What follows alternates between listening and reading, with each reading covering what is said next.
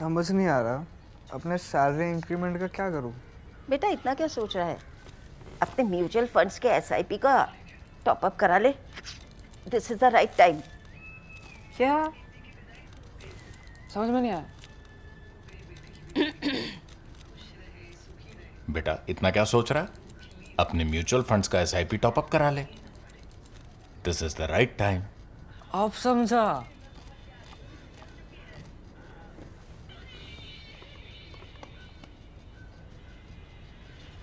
Mutual fund investments are subject to market risks. Read all scheme related documents carefully.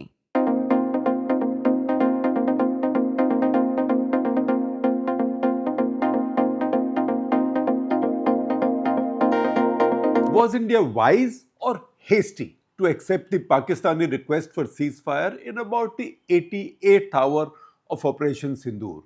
Should India have continued fighting, and if so, until when? These questions were revived last week with the release of the comprehensive report of the high-powered group which assessed the operation for the Switzerland-based Center for Military History and Perspective Studies, CHPM. Its findings have mostly been welcomed in India. This is as you would expect, and not merely because it puts India's aerial losses at about half of what the Pakistanis have been claiming. More importantly, it says that by the time the truce was called, the Indian Air Force managed, and I'm quoting now, managed to significantly degrade the enemy's air defense systems, then concluded the conflict by carrying out a series of spectacular strikes against Pakistan's principal air force stations. Thus, by achieving clear air superiority, India coerced Islamabad into requesting a ceasefire, quotes closed. At another point, the report goes on to conclude, and I quote again, sufficient elements appear to indicate that by the morning of 10 May 2025, the Indian Air Force had succeeded in achieving air superiority over a significant portion of Pakistan's airspace. They are not saying all of the airspace, a significant portion of Pakistan's airspace. This in turn enabled it to continue long-range strikes against enemy infrastructure at will.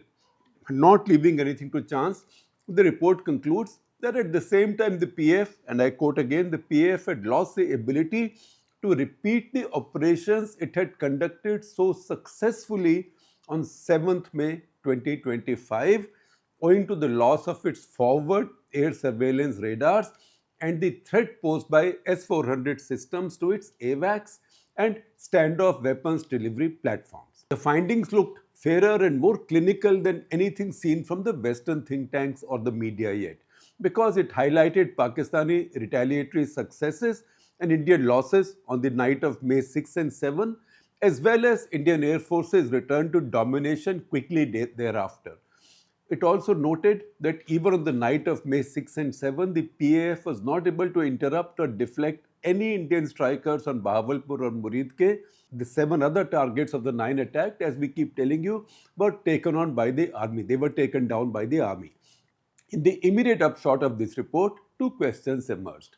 One from skeptics who asked that spectacular as the Indian strikes were, can you call it air superiority because IAF was launching these from deep within its own airspace? This is somewhat nerdy, and some would argue, this writer included, me included, outdated, as almost all warfare now, especially in the air, is now long distance and you do not have to go into the adversary's airspace or even close to it. This question is relatively esoteric, so we leave it behind for now. The second and the larger question is the one we raised right up front. Did India accept the ceasefire too early? Many serious and substantive Indian voices call the ceasefire hasty and rue that a hard-won opportunity to chasten Pakistan was sacrificed. The counter question would be, how would then India have defined victory and when? With the total destruction of Pakistan Air Force, a Dhaka 1971 encore, India has argued since the evening of 10th May that its objectives were achieved. They were met, it had owned escalation dominance and knew when to call it a day. Whether it was wise or typically old Indian habit of leaving issues unfinished, that is the debate. This is a question fundamental to all warfare. A war must be defined by the objectives, especially by the side that starts it. That's the question Atal Bihari Vajpayee had asked at the peak of the full mobilization for Operation Parakram in January 2002. Then the furious national mood wanted an all-out war. Vajpayee himself had subsequently threatened Aar Paar Ki Ladai, a fight to the finish. But early that January, in a conversation recorded by me multiple times while he was around, he reflected on what the name of that war would be when its history is written. The key to fighting a war successfully or even launching it is a clear objective. And that's what he was asking. What is the objective of this war? Is it to destroy Pakistan? Is it to divide Pakistan? Will it be to destroy Pakistan's armed forces? Will it be to take POK? You cannot call it India's war on Pakistan of anger.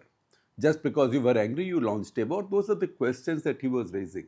I explained this for us to understand that the key to fighting a war successfully or even launching it is a clear objective. That is an entirely political call. It isn't emotional or purely military. Not knowing clear objectives, India got bogged down in Operation Parakram. Armed forces fully mobilized and deployed for 10 months. Ultimately, a totally uneventful, tired thaw led to a return to barracks. Did India miss an opportunity? It's an enduring debate. While the mobilization was in very early weeks after the terror attack on Parliament on 13 December 2001, General Pervez Musharraf delivered a dramatic televised speech that sounded like almost a capitulation. He promised to not let any Pakistani-controlled territory to be used for terror hereon, and even said that Pakistan had not given asylum to anybody on India's list of 20 fugitives. If we find them, we can send them back, he said. Could the Vajpayee government have seized that moment, declared victory and rolled back the mobilization? I would argue that it missed that moment. 10 months dug in on the front lines with live ammunition led to unnecessary pain and loss of life. India lost nearly 800 and Pakistan about as many, if not more, only to accidents with live ammunition and minefields. The final outcome, as documented in the Vajpayee-Musharraf talks and the Islamabad Declaration 6 January 2004, was no better than what was conceded in that Jan 12, 2002 speech. There were three such decisions made in our independent history. Two made by us, by India, and one by an adversary, China. In 1999 and 1971, India set clear objectives: clearance of all occupied Kargil territories and liberation of Bangladesh, respectively. Vajpayee tossed off pressures, especially from the armed forces, to expand the fighting beyond the line of control. Indira Gandhi offered an immediate ceasefire in the western sector after Pakistani surrender in the east. There is an eternal debate and regret in some circles that she did not finish the business in the western sector. But she was clear in her objectives and declared victory after just 13 days of fighting. Where we were at the receiving end, the third such call was taken at our cost. In 1962, the Chinese declared a unilateral ceasefire and the end of war if we accepted it, and returned from where they had started in the eastern sector, what is now Arunachal. They vacated all the territories they had occupied. And in Ladakh also, they went back from most, barring some enclaves. Their objective of teaching Nehru and India a lesson was attained. They did not want to get bogged down in a never-ending war with India, especially when they had multiple crises at home. I understand that in the middle of 1962 and 71, between 1962 and 1971, there was also the 1965 war, which ended with much international pressure that neither side pushed back against. Both were in fact quite relieved to end the war. Only the Pakistanis who started the war had an objective, taking Kashmir, because they thought they now had a military advantage. They lost out and India defended more than adequately. Both were wise to accept a ceasefire. In conclusion, we can look back at General George Patton's impassioned view that the Allies should have taken the war into the Soviet Union to defeat the communists rather than let them become a perpetual threat. And that's where he said, let's not stop with the German capitulation at Berlin, let's push into the Soviet Union. He did not say so quite as dramatically as in the movie, but there are records of him pleading with then Under Secretary of War Robert Patterson. He later became Secretary of War.